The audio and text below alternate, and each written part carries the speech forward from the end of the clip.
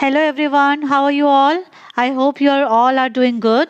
So are you all set for today's English class? Wow, that's great. So today we are going to read chapter number 9, How Do We Weigh Appu Kutan? This story is written by Indu Hari Kumar. Indu Hari Kumar is a children's writer और ये उनकी पहली illustrative book है जो उन्होंने लिखी है. तो चलो स्टार्ट करते हैं अपनी स्टोरी. हाउ डू वे अप्पू कुटन. अप्पू कुटन को तौले कैसे. This story is from a special kingdom, a happy and prosperous kingdom, a kingdom of answer. एक ऐसा राज्य जहाँ पर सारे के सारे क्वेश्चंस के आंसर होते थे. ऐसा कोई भी क्वेश्चन नहीं होता था जो बिना आंसर्स के छोड़ दिया जाता था. तो इस तरह का था ये राज्य. It all started when the youngest prince was feeding Appu Kutan. As Appu enjoyed his delicious breakfast, a question bothered the little prince's mind. The question was quite simple. He wanted to know how much does the Appu Kutan weigh? एक बार की बात है कि जो Prince था, उस राज्य का जो छोटा सा प्रिंस था, वो अपने अप्पू कुटन को ब्रेकफास्ट खिला रहा था. तो उसके माइंड में एक क्वेश्चन आया जो उसको बहुत ही ज़्यादा बॉदर्ड कर रहा था, यानी परेशान कर रहा था कि अप्पू कुटन को हम तौले कैसे. उसको अब अप्पू कुटन का वेट करना था, तो उसको समझ ही नहीं आ रहा था कि हम उसको कैसे तौलें. But the question took all the attendants by surprise. They said, "Now that is not an easy task." जो बाकी राज्य के लोग थे वो भी अपना सर खुजलाने लग गए और बोले, ये तो इजी टास्क नहीं है भाई, ये तो क्वेश्चन बहुत ही ज़्यादा डिफिकल्ट है. हम कैसे इस क्वेश्चन का आंसर करेंगे. How do we weigh Appu Kutan? And this is not going to be easy question for them. Okay, so soon the question traveled from the royal court to houses, roads, paddy fields and playgrounds. Everyone was asking, how do we Appu Kutan? तो ये जो question था ये राज्य से निकल के, royal court से निकल के हर घर तक पहुंच गया, हर खेत खलिहान तक पहुंच गया. ठीक है, और सभी एक दूसरे से बात कर रहे थे कि हम अप्पू कुटन को तौले कैसे. आखिर ये अप्पू कुटन है कौन और हम इसको तौले कैसे. सभी एक दूसरे से बात करते थे और डिस्कस करते थे. Didn't they have weighing scale? Why didn't they just weigh Appu Kutton? क्या उनके पास अप्पू कुटन को नापने के लिए कोई मशीन नहीं है. वो सब एक दूसरे से इस तरह से बात करते. They tried. They were not the kind who would give up easily. Weighing scales were specially made. Some were too small. और उन्होंने ट्राई किया कि चलो अप्पू कुटन को तौलते हैं. उन्होंने मशीन भी बनाई तौलने वाली, लेकिन वो कुछ मशीन छोटी रह गई जो काम ही नहीं कर पाई. And some broke when Appu stomped in.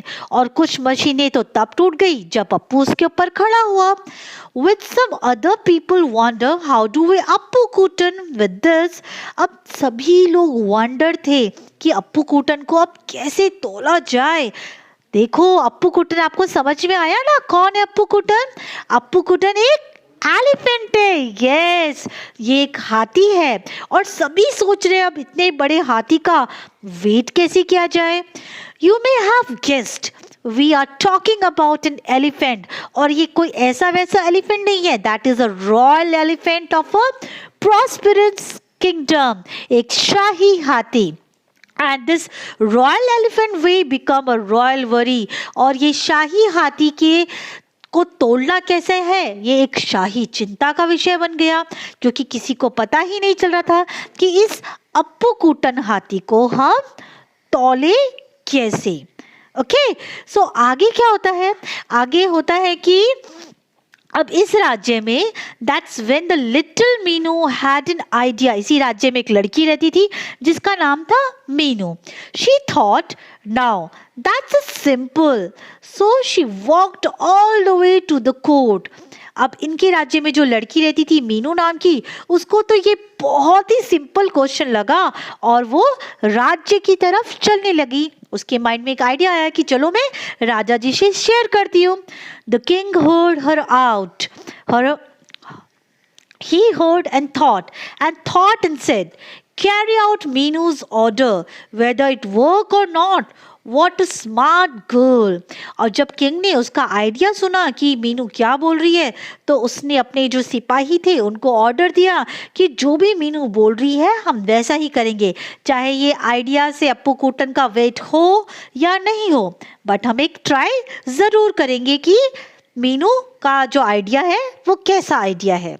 Okay, सो सब लोग लग गए. All set off to the river bank. Meenu, the king's man and the Appu Kutton.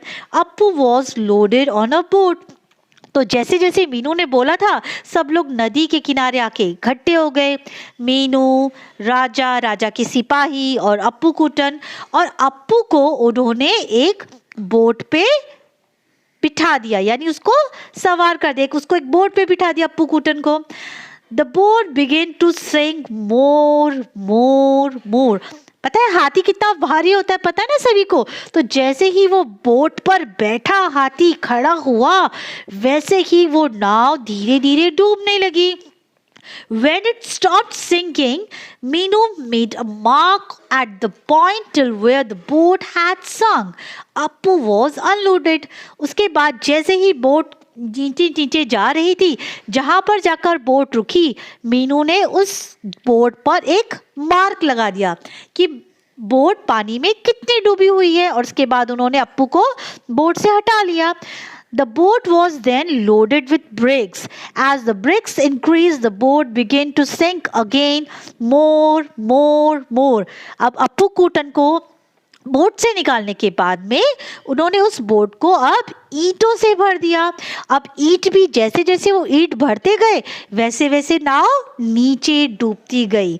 और उन्होंने उस ईंट को तब तक भरा जब तक जो मीनू के लगाया हुआ निशान था वहाँ तक पानी पहुंच जाए.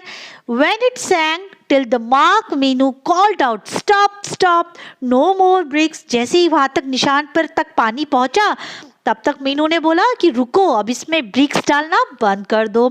The bricks were then weighed, and that is how they find out Appu Kutan's weight.